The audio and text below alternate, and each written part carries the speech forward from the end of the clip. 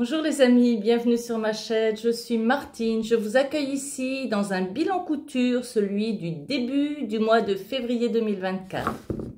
J'ai 4 pièces à vous présenter, un sweatshirt, 2 vestes et le petit gilet pompon de Maison Fauve. En ce début du mois de février, j'ai tout d'abord réalisé une veste pour ma sœur. C'est la veste Armélia de Rêve à Soie, celle qui était dans le livre Préparez votre CAP couture. Je l'avais réalisée comme exercice pour moi et puis là, je l'ai réalisée cette fois-ci pour ma sœur. On est allés ensemble, elle et moi, à Paris, rejoindre mes copines début décembre.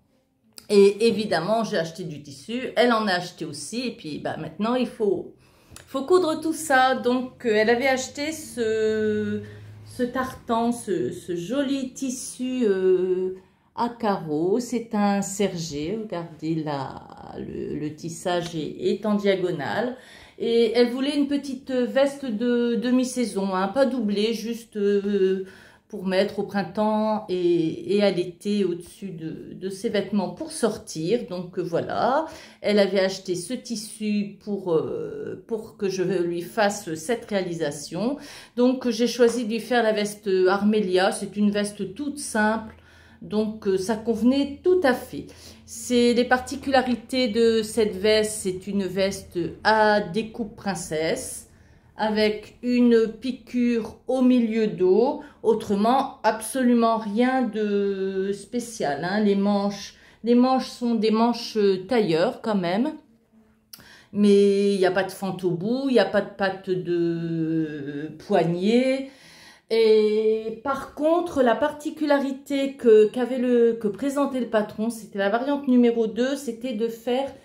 Attendez, c'était de faire un ourlet en onglet que je trouvais particulièrement joli. Donc, c'est ce que j'avais fait sur ma veste et c'est ce que j'ai refait sur la veste de ma sœur. Comme elle n'était pas doublée, j'ai décidé de tout ganser pour que ce soit joli à l'intérieur. Donc, toutes les coutures sont gansées, sauf, je crois, les coutures d'épaule, ça je me suis contentée de faire un surjet. Tiens, j'ai pas gansé là non plus la couture de manche. De toute façon, il y a personne dont les yeux auront accès à l'intérieur de la manche. Je pense que c'est pour ça que je ne l'ai pas fait et que là aussi j'ai surjeté. Autrement, pour toutes les coutures qui peuvent être apparentes au moment où on met la veste et où on enlève la veste, je les ai gansées. J'avais un gros rouleau de biais marron, donc j'ai utilisé celui-là. C'est pas dans les tons, mais ça ne dépareille pas quand même. Donc le gansage, ça prend du temps, c'est impressionnant. Je pense à Domi, qui aime ganser ses vêtements. Donc voilà, mais bon, c'est vrai que ça prend du temps, mais c'est une très très jolie finition. Si vous voyez l'intérieur de la veste, c'est très très très joli. Donc voilà, je suis désolée, vous ne la verrez pas portée puisque je n'ai pas ma sœur sous la main. Mais je lui ai montré par WhatsApp, elle aime beaucoup. Donc si elle est contente, moi je suis contente aussi. Allez, on passe à la réalisation suivante. Mais si, je peux vous la porter, je peux vous la montrer portée parce que je rentre dedans. Bon, je l'ai faite en 42. Moi, habituellement, je fais mes vêtements en 44. Mais là, je rentre bien dedans parce que j'ai maigri, ça m'étonnerait. Mais bon, voilà, vous pouvez la voir portée. La veste Armélia de Rêve à Soie. J'ai fait attention pour les raccords quand même.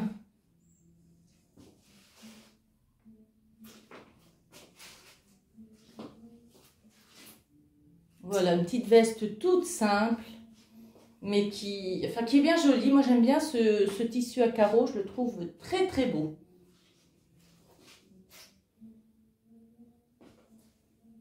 La réalisation suivante est un sweatshirt dont j'avais le patron, mais depuis des années. C'est le patron Gemma de Sinclair Patterns. Bon, c'est un patron en anglais, mais il est très très bien illustré, hein. Et puis c'est pas un modèle qui est très très difficile à faire. Donc la particularité de ce modèle, ben, c'est son col, hein. Bon, c'est sûr qu'il y a une incrustation à faire, hein. Il y a une incrustation ici, mais en dehors de ça, c'est vraiment sans difficulté. Il a des poignées de manches, une bande d'ourlet et des poches qui sont, en fin de compte, on les coud sur le devant, ensuite on les rabat, on les surpique. Et après, au moment de faire la piqûre de côté, on les prend dans la piqûre. Donc voilà, pas de difficulté. Je l'ai réalisé dans un scuba crêpe, donc extensible, que j'ai acheté ici. Et puis, bah, que vous dire d'autres dessus. Je l'ai réalisé, bon, je pense, j'ai regardé à l'intérieur. J'ai une mémoire de poisson rouge, hein. Une fois que c'est fait, j'oublie tout de comment j'ai fait. Si, je l'ai réalisé donc à la surjeteuse, partout, sauf pour la couture des poches, et bien évidemment pour la couture du col, puisque faire une incrustation à la surjeteuse, c'est quand même difficile. Donc elle a été faite à la machine avec un petit point de thermocollant pour que ça ne se déforme pas. Donc voilà, vous le voyez sur l'envers. Je vais vous le remettre à l'endroit pour que vous le voyez une autre fois. Et ensuite, eh ben, je vais vous le montrer porté, puisque là, c'est un vêtement qui est pour moi, donc que j'ai réalisé en taille 44. Mais je suis en train de penser, la veste de ma soeur, elle me va super bien. Je l'ai faite en 42. Donc peut-être que parfois, il faudrait que j'envisage le 42, parce que c'est vrai que le 44, au niveau de la poitrine et du ventre, bah, ça passe mieux. Les choses qui sont un peu serrées, il me faut du 44. Mais les choses qui sont un petit peu plus loose, quoique la veste, elle est pas loose, et puis elle me va. Ouh, ça c'est à cogiter, parce qu'évidemment, au niveau de la carrure, le 42 me va mieux, hein. Je suis assez fine de là, c'est après que ça s'élargit. Allez, je vous montre, je change de sujet là. Allez, je vous montre donc ce sweatshirt Gemma. Ah oui, j'ai oublié de vous dire, regardez le bel empiècement dans le dos. Donc de face, de dos, et maintenant je vais vous le montrer porté.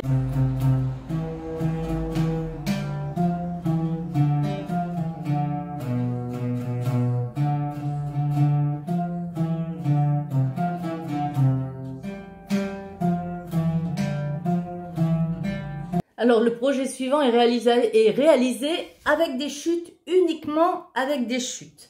Alors c'est le blouson Aria de la Maison Victor. Je ne peux pas vous dire de quel numéro de la Maison Victor, mais bon, vous le retrouverez, vous le retrouverez. C'est un blouson qui avait eu son succès en son temps et que je devais faire depuis, en duo, hein, et que je devais faire depuis la parution. On avait d'abord prévu de faire un duo avec Julie Siumibo, mais c'était un moment où elle était très occupée, et puis le projet est tombé, et moi aussi j'étais assez occupée aussi en ce temps-là. Le projet est tombé à l'eau, on devait se rappeler, on ne s'est jamais rappelé, bon, ça ne s'est pas fait, mais ça s'est fait avec ma copine Ariane. Et là, c'est pareil, ça fait longtemps qu'il est coupé, qu'on avait prévu de le faire. Et puis, manque de disponibilité de l'une et de l'autre. Et puis, ça s'était pas fait. Mais ça a fini par se faire. Il vient de se faire là, début février. Il est coupé depuis...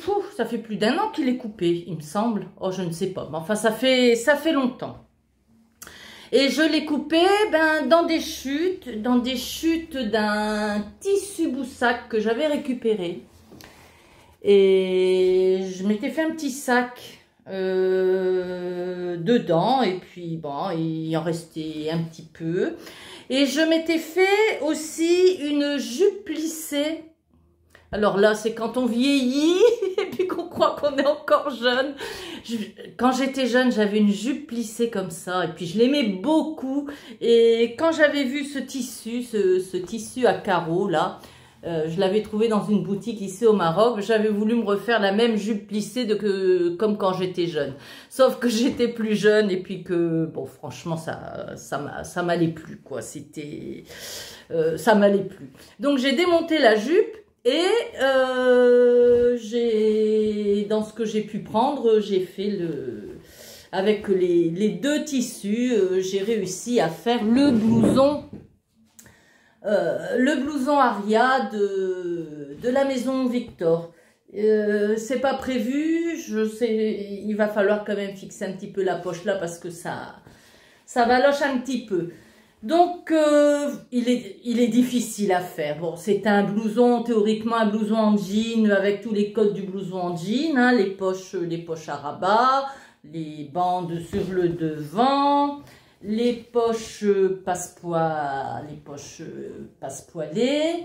À l'arrière, on a un empiècement, un dos en 3 parties, des manches tailleur avec une fente et un bracelet de manches. Et franchement, tout ça, et des coutures en cornet, évidemment. Et tout ça, ça a été difficile à faire. Ça a été difficile. Bon, déjà, heureusement que j'étais en duo, parce que les pièces devant, si vous remarquez, elles sont à l'envers, hein. La partie large doit être en haut, la partie étroite doit être en bas. Bon, quand je me suis rendu compte de l'erreur, Ariane était arrivée au même niveau que moi. Si je devais enlever, ça a déréglé la synchronisation. Donc, j'ai décidé de laisser comme ça, en me disant que comme à ce niveau-là, je fais plutôt un petit 42, et puis que s'il y a de l'épaisseur, s'il y a de la largeur au niveau de la taille, c'est pas plus mal pour moi. Donc, on a décidé de laisser comme ça, en me disant que si jamais ça n'allait pas, je portais le blouson ouvert, ça irait quand même. Et effectivement, ça va, ouvert, fermé, dans les deux cas, ça va, il n'y a pas de souci. Donc, on a laissé ça. Mais au moment de faire le dos, pareil, il y a une partie large et une partie étroite. Et voilà que je refais la même erreur, je remets la partie étroite en haut. Heureusement, je me suis posé la question et Ariane m'a dit non, c'est la partie large en haut. Parce que là, il y avait vraiment une grosse différence, et rattraper le coup, ça n'aurait pas été possible. Donc, bon, il y a eu des erreurs de ma part, peut-être un manque de concentration, mais c'est pas seulement le manque de concentration, c'est que en pensant le faire, ce tissu coupé, il est allé en France, il est revenu, il a été coupé ici, il est allé en France, il est revenu au Maroc. Bon, le catalogue, je l'ai pris, je l'ai porté en France, mais j'ai oublié de le reprendre au Maroc, ce qui fait que là, j'avais les pièces de mon blouson, mais j'avais pas le magazine. Il était resté en France. Donc, c'est rien. Ariane, elle m'a envoyé par email, mais à chaque fois, c'était une page, un fichier. Donc, à chaque fois, il fallait changer de fichier. Je ne savais plus à quel endroit du page 1, page 2, page 3, page 4. Je ne savais plus. Ça me saoulait de regarder ce petit téléphone, là, ça. Donc, je regardais pas. Et puis, j'ai fait des erreurs pour ça. L'une des erreurs dont je viens de me rendre compte aussi, c'est que théoriquement, au niveau des manches, il fallait faire une couture en cornet, ce que je n'ai pas fait parce que j'ai pas regardé les explications, et j'ai fait tout simplement une couture normale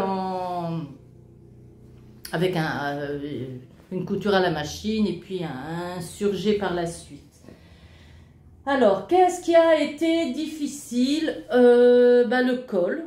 Le col, ça a été difficile parce que quand je le repliais, il arrivait tout juste. Or, sur le dessin, il arrivait un petit peu plus loin, ça devait arriver un petit peu plus loin, et puis je ne sais pas. Et ce qui a été difficile aussi, le plus difficile, et que je n'ai pas compris, et on se demande toutes les deux s'il n'y a pas une coquille dans le patron, c'était de gérer, c'est pas beau, hein, je suis désolée, c'était de gérer la fente et la couture encornée de l'arrière de la manche. Alors, quand j'ai fait la première en suivant, parce que là j'ai suivi, je ne savais pas faire, donc je suivais sur mon téléphone. En faisant la première, j'ai suivi pas à pas, envers contre envers, machin, truc chouette. Au moment de terminer, eh ben, à l'intérieur, c'était retourné. C'était comme ça. Alors, je sais pas, c'était comme ça. Si je vous montre pas, vous n'allez pas voir. Voilà, vous voyez, cette partie-là était retournée. Donc, je me suis dit, bon, c'est tout, j'ai mal fait. Je fais la deuxième. Pareil, je suis scrupuleusement et pareil, mon truc était retourné. Donc, ce que j'ai dû faire pour le remettre droit, eh ben, c'est enlever la surpiqûre, replacer la pièce et resurpiquer dessus. J'ai pas tout refait, hein, donc mes surpiqûres, bah, elles sont pas très jolies. Elles sont pas très jolies, hein, d'un côté comme de l'autre. Alors là, c'est encore moins joli parce que théoriquement, il fallait 2 mm. Mais 2 mm, c'est petit, ça c'est filoche. Ça y est, j'avais plus de quoi rentrer J'avais plus de quoi rentrer. Donc, j'ai passé plusieurs points dessus pour éviter que ça s'effiloche. Je vous le conseille, c'est pas très beau, mais bon. Le blouson... L'allure générale du blouson est pas mal. Il est fait avec des chutes de tissu. Donc, ma foi, puis je vais le porter parce que je l'aime bien. Je trouve qu'il me va bien. Que c'est mon style, comme dit ma belle-fille. Quand elle dit ça, ça me fait rire parce que quand elle dit « Ah, c'est ton style », ça veut dire que c'est pas le sien et que c'est juste le mien. Je lui ai dit « T'as vu mon blouson? Il est beau, hein, j'aime bien. Hein. Ah, c'est ton style. » Oui, ben voilà, j'ai compris. Donc, mais oui, c'est mon style. J'adore. J'adore le mélange des tissus, vraiment, j'aime beaucoup, avec tous ses défauts, c'est rien, hein, de toute façon. Il y a une dame qui me disait dans les commentaires que les défauts, c'est l'authenticité d'un vêtement cousu main. Eh bien voilà, je vous présente mon blouson Aria authentique. Ah oui, j'ai oublié de vous dire, j'ai pas mis les petites pattes là, parce que... j'avais pas envie, je trouvais que du carreau sur du carreau, ça aurait rajouté du carreau, j'avais pas envie de les mettre et puis il n'y en avait pas besoin. Donc voilà, mon blouson Aria, avec des chutes de tissu, je vais le porter, mais je l'ai déjà porté et j'aime beaucoup. Et je vais vous le montrer, là, cette fois-ci, porté en extérieur.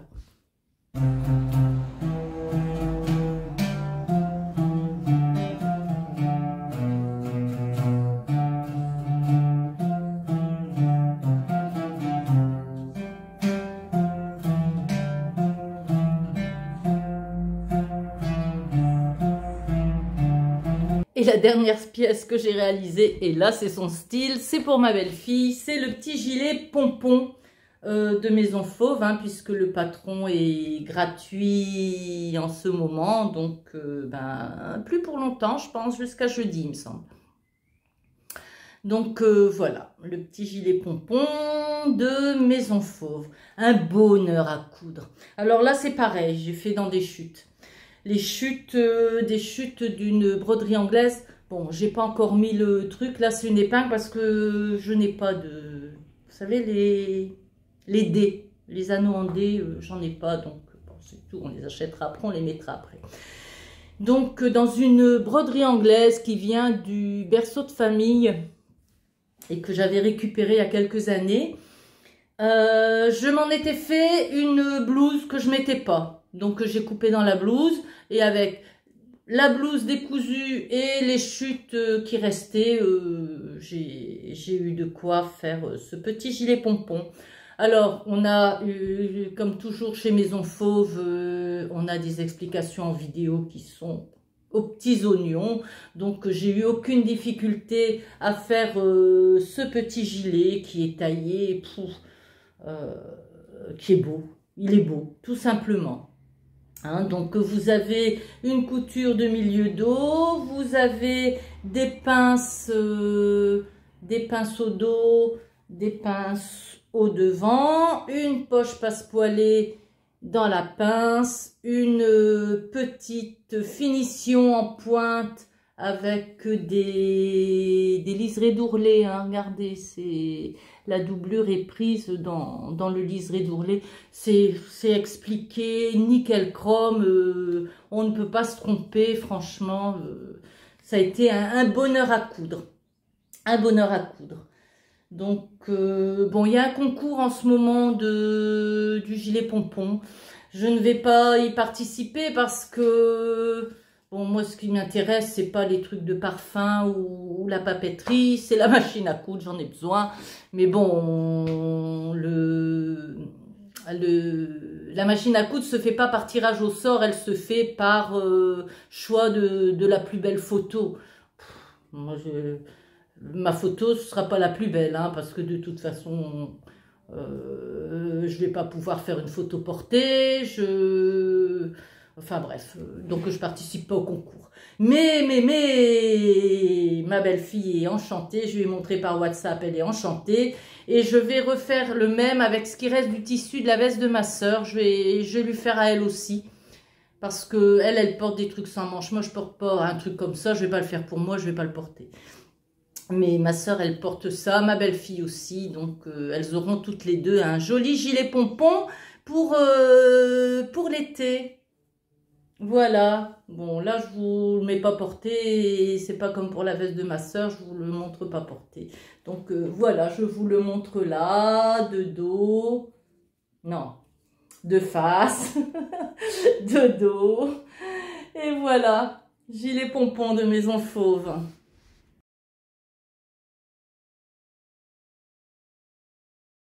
Eh bien, cette vidéo se termine. Ah si, j'ai fait encore un petit truc. Allez, je vous le montre. Voilà, je me suis fait un petit tote bag. Toujours avec des restes de tissu. Ça, c'est un coussin. Ça, c'est une tapisserie que m'avait offerte, mais il y a des années, ma copine Chantal. Et puis à l'intérieur, bah, c'est des chutes de tissu. Moi, je trouve que c'est bien d'utiliser les chutes. Je me sens pas relou des chutes pour autant. Je trouve que c'est une bonne chose de pouvoir, il y a toujours moyen de faire avec des chutes, je trouve. Donc voilà, regardez ce joli petit tote bag. Je sais pas, je vais en faire peut-être un sac à projet. Ah ouais, si, il est très très beau. Hein. En sac, la tapisserie, elle donne vraiment un joli rendu. Allez.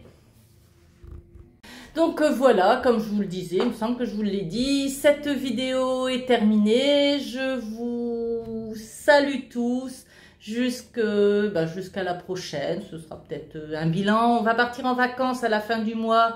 On va aller dans le nord du Maroc. Donc oui, du côté de Tanger, Tétouan, Assila, Chefchaouen.